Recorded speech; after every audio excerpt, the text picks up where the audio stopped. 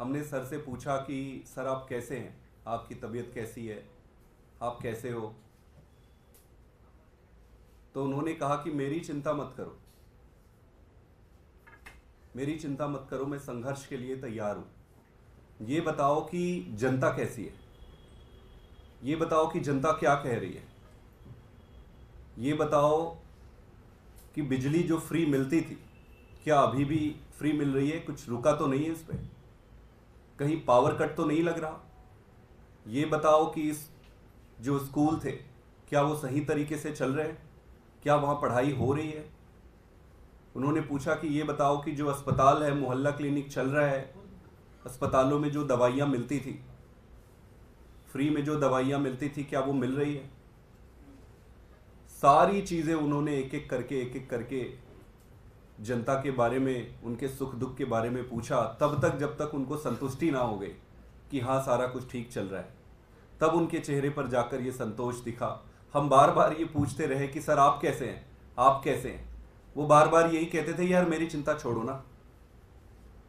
और उनके मन में कई सारे प्रश्न थे दिल्ली की जनता को लेकर। वो सारा कुछ उन्होंने पूछा, हमने बताया कि सारा कुछ ठीक चल रहा है। उन्होंने 2-3 बातें मुझे कही। उन्होंने ये कहा कि अगले हफ्ते से 2-2 मंत्रियों को वो जेल में बुलाएंगे और वहां पर उन मंत्रियों के विभागों का रिव्यू करेंगे कि काम कैसा चल रहा है और गाइडलाइंस और डायरेक्शन देंगे। तो अगले हफ्ते से ये शुरू होगा। इसके साथ साथ उन्होंने मुझे ये भी कहा कि सभी एमएलएज को ये मैसेज पहुंचा दिया जाए कि वो जनता के पास जाकर, अपने एरिया में एक एक घर में जाकर जनता से बातचीत करें, उनकी जो भी तकलीफें, जो भी दुविधा हो रही है उस सबको दूर करें, उसको 24 घंटा जनता के बीच में रहे। उन्होंने ये कहा कि पहले जितने भी घंटे वो पब्लिक से मिलते थे, जितनी भी वो मेहनत करते थे, अब सारे विधायकों को मेहनत डबल करनी है। उन्होंने एक चीज और कहा कि जो 1000 रुपए हर महीने